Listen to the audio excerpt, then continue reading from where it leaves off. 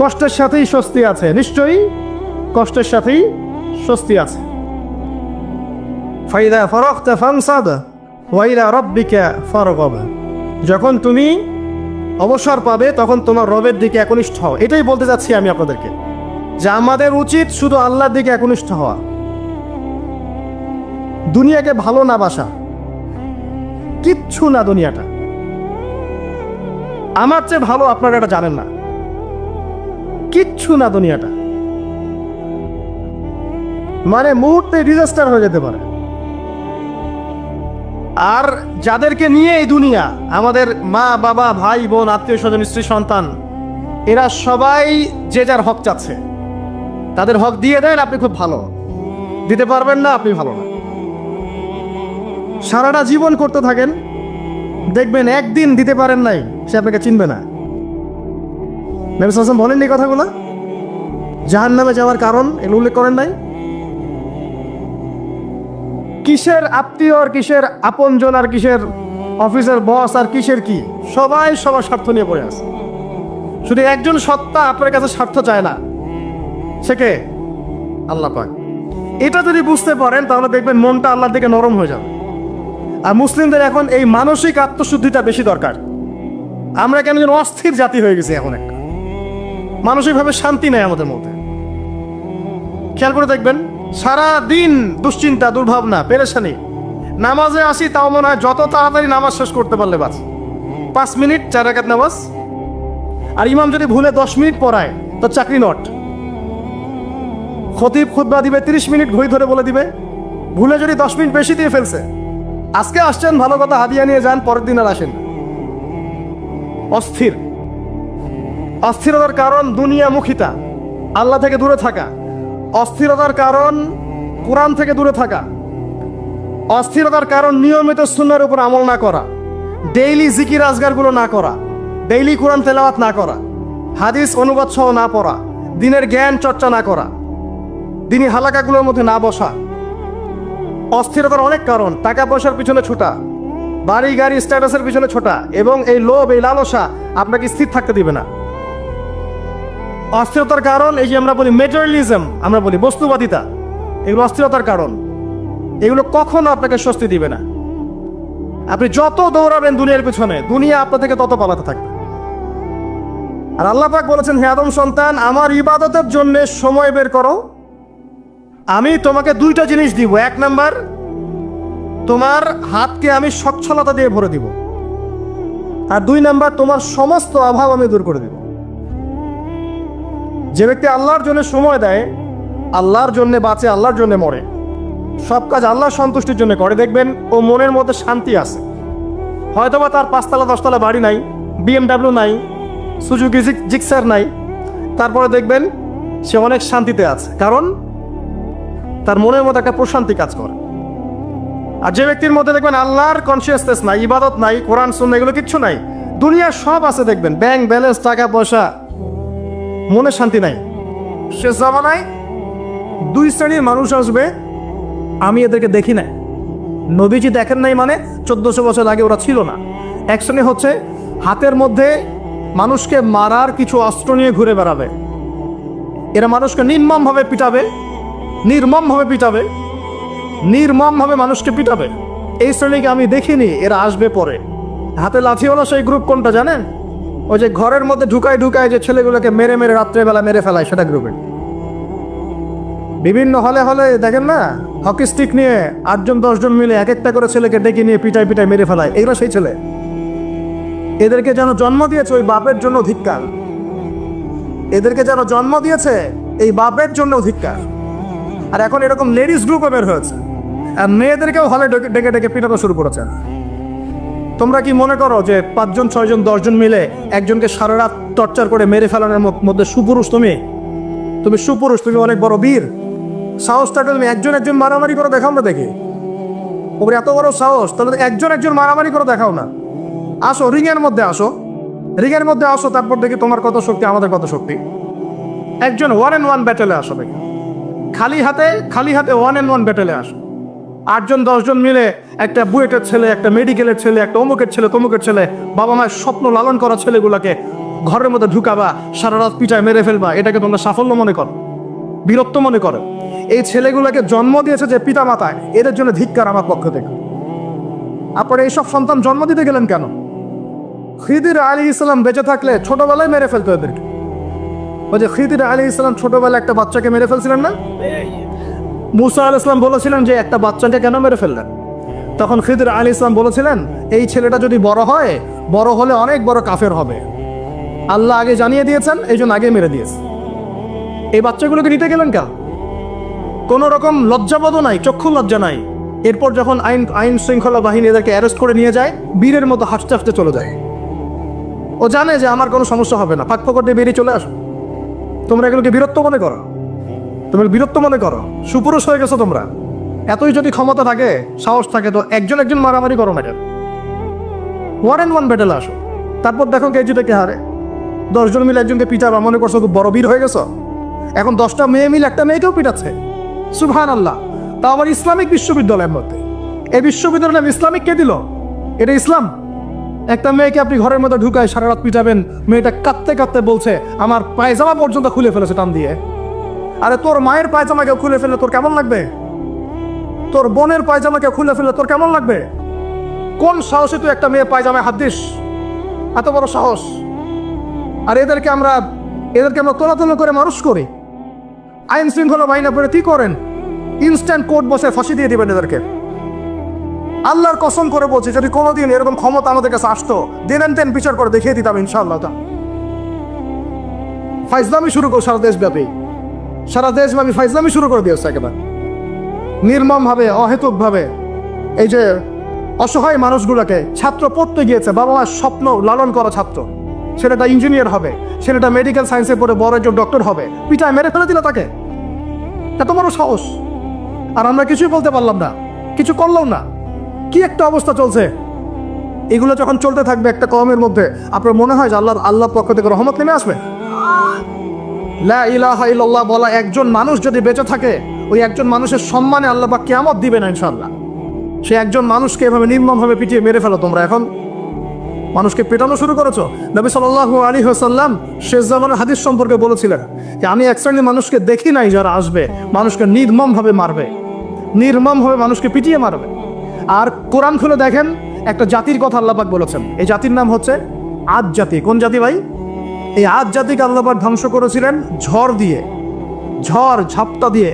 আল্লাহ পাক এই কম সম্পর্কে বলেছেন, ওয়াইযা বাতাসতুম জাব্বারিন। ওরা শিরক কুফর তো করতোই, কিন্তু এর পাশাপাশি একটা বড় পাপ করত। ওই পাপটা হচ্ছে এরা যখন মানুষকে পেত, পিটিয়ে মেরে ফেলতো, নির্মমভাবে পিটিয়ে মেরে ফেলতো। এই আদ জাতির পাপ তোমরা করা শুরু করেছো। এখন আমাদের শহরে এগুলো চলছে না? এখন দিনে দুপুর রাস্তাঘাটে এগুলো চলছে। শিক্ষা প্রতিষ্ঠানে গিয়ে এগুলো মাস্তানি করতে গিয়েছো তোমরা।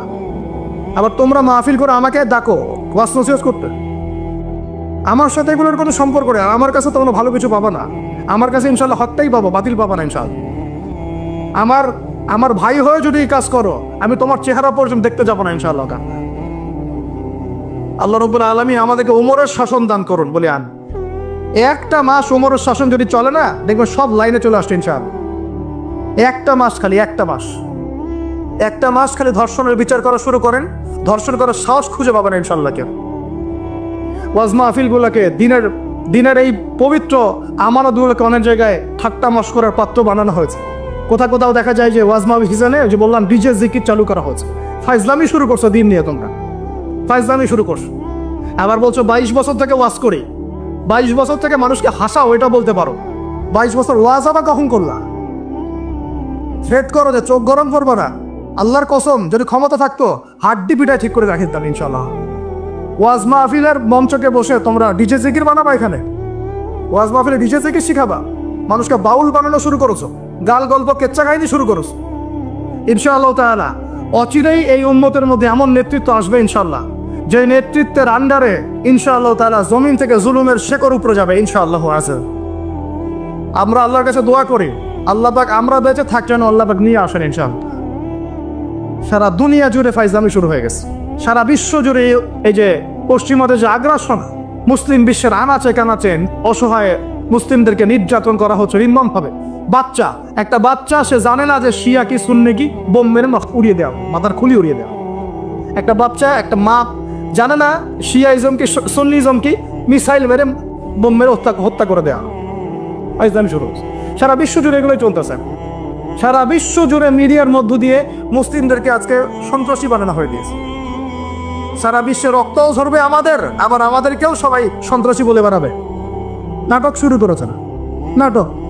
সারা বিশ্ব জুড়ে সবচেয়ে শান্তিকামী মানুষ কারা? আমরা অন্য কেউ আছে? সারা বিশ্বের মানুষের, নিরীহ মানুষের রক্ত কাদের হাতে লেগে আছে? আমাদের হাতে। আমরা ইরাকে মানুষ হত্যা করেছি, আমরা আফগানিস্তানে মানুষ হত্যা করেছি, আমরা উইঘুরদেরকে হত্যা করেছি, আমরা রোহিঙ্গাদেরকে হত্যা করেছি, আমরা বিগত 12, 14, 15 বছর ধরে সিরিয়াতে বাচ্চাদেরকে হত্যা করেছি, বিগত প্রায় 70 বছর থেকে প্যালেস্টাইনে আমরা মানুষকে হত্যা করেছি। আমরা কি এই যে লেবানন, জর্ডান এই জায়গাগুলোতে মানুষকে আমরা মারছি? তাহলে সারা বিশ্বে আমাদেরকে আজকে সন্ত্রাসী কেন বলা হবে? কি কারণে বলা হবে? আর আমরা কেউ কোনো কথাও বলি না, মন থেকে ঘৃণাও করি না। এই কথাগুলো বলবেন কারা? বলবেন তো আলেম ওলামারা। এখন যদি আমরা এই ওয়াজ মাহফিলের স্টেজগুলোকে সার্কাসের মঞ্চ বানিয়ে ফেলি, এই আমানতের হক কে আদায় করবে? কে আদায় করবে? আল্লাহ পাক আমাদের সবাইকে বোঝার তৌফিক দান করুন। আমরা আশা করি ইনশাআল্লাহু তাআলা আমাদের উপরে যারা আছেন তাদের বোধোদয় হবে ইনশাআল্লাহু তাআলা। আমরা কারো শত্রু নই, ইসলাম কারো শত্রু নয়, কারো খারাপ চায় না। ইসলাম চায় সমাজের ন্যায় প্রতিষ্ঠা হোক, এবং ন্যায়টা যে কারো হাত দিয়ে প্রতিষ্ঠা হোক, কোনো সমস্যা নাই। এক্স ওয়াই জেড যেই হোক না কারো, যার হাতে ন্যায় প্রতিষ্ঠা হবে আমরা তার জন্য দোয়া করবো ইনশাআল্লাহ। আর যে অন্যায়কে প্রশ্রয় দিবে, প্রতিষ্ঠা করবে, আমরা তার ধ্বংসের জন্য আল্লাহর কাছে দোয়া করবো ইনশাআল্লাহ। আর আল্লাহ পাকের গজব যখন নেমে আসবে কেউ ঠেকাতে পারবে না ইনশাআল্লাহ। আমি বলে দিয়েছি প্রথমেই, সবকিছুর মালিককে, সব ক্ষমতা কার হাতে? প্রিয় যুবক ভাইয়ের স্পেশালি আগামী দিনে ইসলামের পতাকা হাতে নিয়ে বিশ্বকে চ্যালেঞ্জ করার জন্য এখন থেকে প্রস্তুত হয়ে যান। একদিনের মাহফিল দিয়ে কিচ্ছু হবে না, একদিনের মাহফিল দিয়ে গরম বক্তব্য দিয়েও কিছু হবে না। আপনাদের সবাইকে কনস্ট্রাকটিভ কাজ করতে হবে। প্রত্যেক মুসলিম ভাইকে 5 ওয়াক্ত নামাজ আদায় করতে হবে। আল্লাহ পাক তৌফিক দান করুন। প্রত্যেক ভাইয়ের যাতে যাকাত ফরজ হয়েছে, যাকাত অবশ্যই দিতে হবে। বেশি বেশি দান সদকা করবেন। নিজের পরিবারের মধ্যে কোনোভাবেই অনইসলামিক কোনো সংস্কৃতি আসতে দিবেন না। নিজের পরিবারের মধ্যে পর্দা প্রতিষ্ঠা করবেন। কোনো অবস্থাতেই হারাম রিজিকের দিকে যাবেন না ইনশাআল্লাহ। আপনার সন্তান সন্ততিদেরকে ছোটবেলা থেকেই মুসলিম রূপে মানুষ করবেন, কোনো রকম অমুসলিম কালচারে বড় করবেন না। আপনার সন্তানদেরকে ছোটবেলায় কোরআন শেখাবেন, হাদিস শেখাবেন, আলেম ওলামা সোহবত দিবেন, হকপন্থী আলেম চিনবেন, তাদের কাছে সন্তানদেরকে পাঠাবেন ইনশাআল্লাহ। ইসলামকে নিয়ে ঠাট্টা বিদ্রুপ করবেন না, রং তামাশা করবেন না। এই যুগ সম্পর্কে সচেতন থাকবেন। কি হচ্ছে, কি চলছে, হাদিসে কি আছে, কোরআনে কি আছে, সামনে কি হতে পারে, সচেতনতা তৈরি করবেন। এই চলমান ফিতনাময় পরিবেশে নিজের ঈমান আমলকে এমনভাবে ধরে রাখবেন যেমন করে হাতের মধ্যে মানুষ আগুন ধরে রাখে, ঈমান ধরে রাখে। পরিবারের মধ্যে বেপরদামিকে স্থান দিবেন না। পরিবারের ছেলে কি করছে, মেয়ে কি করছে, আপনার আত্মীয় স্বজনের হক ঠিক আছে কিনা, প্রতিবেশীর হক ঠিক আছে কিনা, প্রতিটা বিষয়ে as a Muslim leader of the family আপনাকে এগুলো দেখতে হবে। আল্লাহ তৌফিক দান করুন। এবং বেশি বেশি সামাজিক কিছু অ্যাসোসিয়েশন গড়ে তুলবেন যেগুলো সামাজিক অন্যায়গুলোকে প্রতিরোধ করবে ইনশাআল্লাহ, সামাজিকভাবে ন্যায় ছড়িয়ে দিবে, সামাজিকভাবে ইসলাম ছড়িয়ে দিবে ইনশাআল্লাহ। শিক্ষা প্রতিষ্ঠান গড়ে তুলবেন যেখানে জেনারেল এবং ইসলামিক শিক্ষার সমন্বয় থাকবে, আলোকিত প্রজন্ম গড়ে উঠবে ইনশাআল্লাহ। এরকম সমাজের অবস্থায় কি আল্লাহর আযাব আসবে না রহমত আসবে? এই হচ্ছে আমাদের সমাজের অবস্থা। এখন কতগুলো বলে শেষ করব। প্রতি ঘরে ঘরে ব্যভিচার ঢুকে পড়েছে, ঘরে ঘরে ব্যভিচার, পরকীয়া ঢুকেছে, পরকীয়া। আর অর্থনৈতিক ক্ষেত্রে ঘরে ঘরে ঢুকেছে সুদ আর সুদ, ঘুষ ঢুকেছে ঘুষ, এদিকে সুদ ঢুকেছে, দুর্নীতি ঢুকেছে, অন্যের সম্পদ অন্যায়ভাবে হস্তক্ষেপ করার নোংরা সংস্কৃতি ঢুকে পড়েছে প্রত্যেক জায়গায় জায়গায়। আমাদের ইয়াং জেনারেশন নিজেদের ইতিহাস ভুলে গেছে যে আমরা কার উত্তরসূরি। খালেদ বিন ওয়ালিদের নামও তারা জানে না, উমর ইবনুল খাত্তাবের নাম জানে না, তারেক বিন জিয়াদকে চিনে না, মুহাম্মদ বিন কাসিমকে চিনে না। এরা ক্রিস্টিয়ানো রোনাল্ডোকে চিনে, এরা মেসিকে চিনে, নেইমারকে চিনে, এরা আমাদের ক্রিকেটারদেরকে চিনে। মাশা দেখো, দিন দিন আমরা বিপথে যাচ্ছি, তারা হেদায়েতের দিকে আসছে। এটা কি ধরনের কথা? আমার পরিবারের মা বোনরা কিভাবে বিপদায় বাইরে যায়, আমার পরিবারের কর্তা আমি কেমন করে আমার পরিবারের স্ত্রী সন্তান মেয়েরা বাইরে বেপর্দায় যাবে, কিভাবে যাবে? আমি তো পরিবারের কর্তা, আমি পরিবারের স্বামী, আমার স্ত্রী কেমন করে বেপর্দায় বাইরে যাবে? আমার ছেলে কেন নামাজ পড়বে না? নামাজ না করে সে ভাত খাবে কিভাবে? নামাজ না পড়ে আমার পরিবারে আমার ছেলে ভাত খাবে কিভাবে, আমার মেয়ে কেমন করে ভাত খাবে? অতএব পরিবারটাকে শক্ত করেন, হালাল খান, সামাজিকভাবে ইসলামটাকে এগিয়ে নেন, ইনশাআল্লাহ দেখবেন একদিন বড় পরিসরে ইসলাম কায়েম হয়ে যাবে ইনশাআল্লাহ। আর আমরা কারোর জন্য বদদোয়া করব না, আমরা দোয়া করব আল্লাহ পাক যেন ঊর্ধ্বতন কর্তৃপক্ষ সবাইকে হেদায়েত দান করেন এবং অন্যায়ের বিরুদ্ধে দাঁড়ানোর তৌফিক দান করেন, এবং তাদের হাতে হলেও আল্লাহ পাক যেন ন্যায় প্রতিষ্ঠা করার তৌফিক দান করেন। আর ন্যায় কোনটা ন্যায় কোনটা অন্যায় এগুলো এসব প্রোটেস্ট্যান্ট মুসলিমরা আপনাদেরকে শেখাতে পারবে না। যারা ইসলাম, কোরআন, সুন্নাহ, সমকালীন বিশ্ব ইতিহাস, অর্থনীতি, সংস্কৃতি, দেশীয় কালচার সব সম্পর্কে জ্ঞান রাখে, এই মানুষরা আপনাকে বলতে পারবে কোনটা সত্য কোনটা মিথ্যা, কোনটা হক কোনটা বাতিল। একজন কবর পূজারী আপনাকে কি হেদায়েত দিবে? একজন মাজার পূজারী আপনাকে কি হেদায়েত দিবে? একজন বেদাতি আপনাকে কি হেদায়েত দিবে? হেদায়েত তো নিতে যান খালি ওদের কাছে। আর জ্ঞানী মানুষকে তো মূল্যায়ন করেন না, যারা বুদ্ধি বিক্রি করে খায় ওদের কাছে পরামর্শ নিচ্ছেন। আর কিছু বিষয় বলতে বলতে মুখের ফেনা উঠিয়ে দিলাম, তারপরেও কোনোদিনও বললেন না যে হ্যাঁ কথাটা গ্রহণ করা যায়। কি আশ্চর্য! যখন একটা সমাজের মধ্যে এই পাপগুলো ছড়িয়ে পড়বে তখন আল্লাহ পাকের গজব আসবে, এটা আসবেই।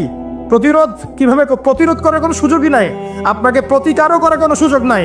তওবা করে আল্লাহর কাছে ফিরে আসতে হবে, এটাই সলিউশন, এটাই সলিউশন। এই যে আমরা শহরের কথাই বলছিলাম, আমাদের সমাজের অন্যতম বড় একটা কিয়ামতের আলামত হচ্ছে উঁচু উঁচু বিল্ডিং নির্মাণের প্রতিযোগিতা। নবীজি জীবনের শেষের দিকে যে হাদিসগুলো বলেছেন, শেষের দিকে, তার মধ্যে কিয়ামতের বড় দুইটা আলামত বলেছেন। তার মধ্যে একটা হচ্ছে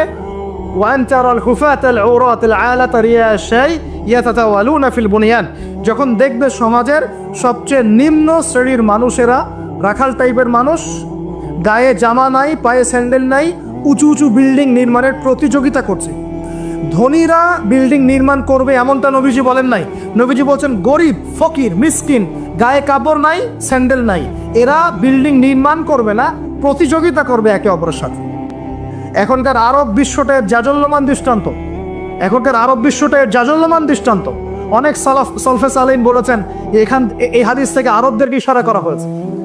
এটা আমাদের ঢাকার মধ্যে চলে আসছে। আজকালকে যার এক জায়গা টাকা পয়সা ছিল না, আজকে 10 তলা 20 তলা ফ্ল্যাটের মালিক। কিভাবে সম্ভব? সুদের মধ্য দিয়ে সম্ভব, দুর্নীতির মধ্য দিয়ে সম্ভব, কালো টাকার মধ্য দিয়ে সম্ভব, অন্যের সম্পদ অন্যায়ভাবে হস্তক্ষেপ করার মধ্য দিয়ে সম্ভব।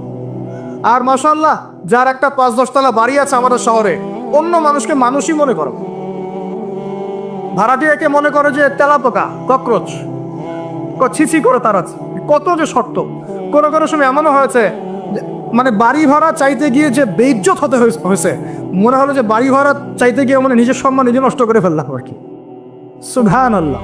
কারণ যখন নিম্ন শ্রেণীর মানুষের কাছে অর্থ আসে তখন কিন্তু এদের মধ্যে কালচার আসে না, কালচার আসে না। সম্পদ আসে ঠিকই, কিন্তু কালচার, সভ্যতা আসে না। তারা অসভ্যই থেকে যায়। কাকে সম্মান দিতে হবে কাকে দিতে হবে না সেটাও জানে না। কথা বুঝতে পারছেন? এটা আমাদের সমাজ এখন চলছে, হাইলি কনস্ট্রাক্টেড বিল্ডিংসের প্রতিযোগিতা। আর আমরা বলবো কেন, এই যে এখনকার সেকুলার রিপোর্টগুলোই বলছে বেশিরভাগ বিল্ডিংয়েরই দেখা যায় যে কোনো রকমের ভিত্তি নাই। এই 5-6 মাত্রা ভূমিকম্প হলেই সব দরদর করে পড়ে যায়। আরও এই যে অহংকার, আমি একটা ফ্ল্যাটের মালিক, ঢাকা শহরে মনে হচ্ছে যেন পরিচয়ের মানদণ্ড হচ্ছে এটাই। জিজ্ঞাসা যদি করেন যে ভাই আপনার নাম কি করেন, বলবে ওই যে ফ্ল্যাটটা দেখছেন 10 তলা ওইটা আমার।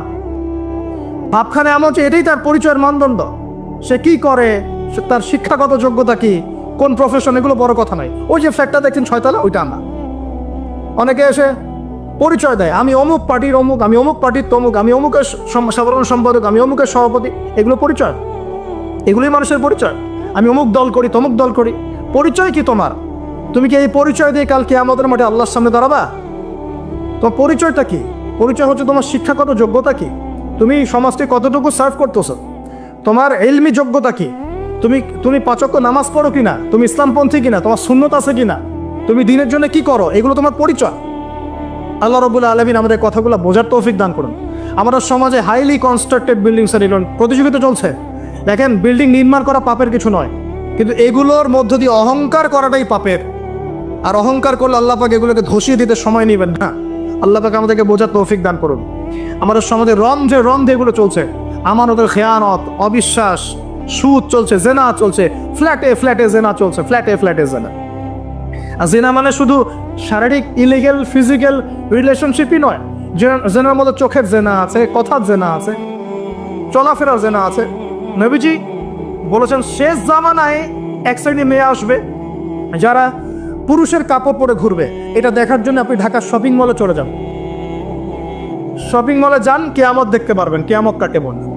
কেয়ামত কাকে বলে? কেউ কেউ দেখা যায় সুন্দর সুন্দর বোরখা বানিয়ে নিয়েছে, যে বোরখাগুলো পরেও তার মানে শরীরের কাঠামো স্পষ্ট বোঝা যাচ্ছে।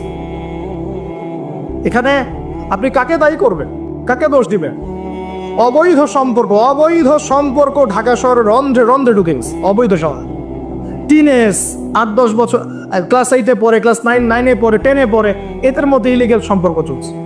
ইউনিভার্সিটিতে পড়ে, স্কুল কলেজ পাশ করে বিশ্ববিদ্যালয়ে গিয়েছে, ব্যাস ও মনে হয় যে একেবারে পাখা ওর গজায় গেছে, যা ইচ্ছে তাই করতে হবে।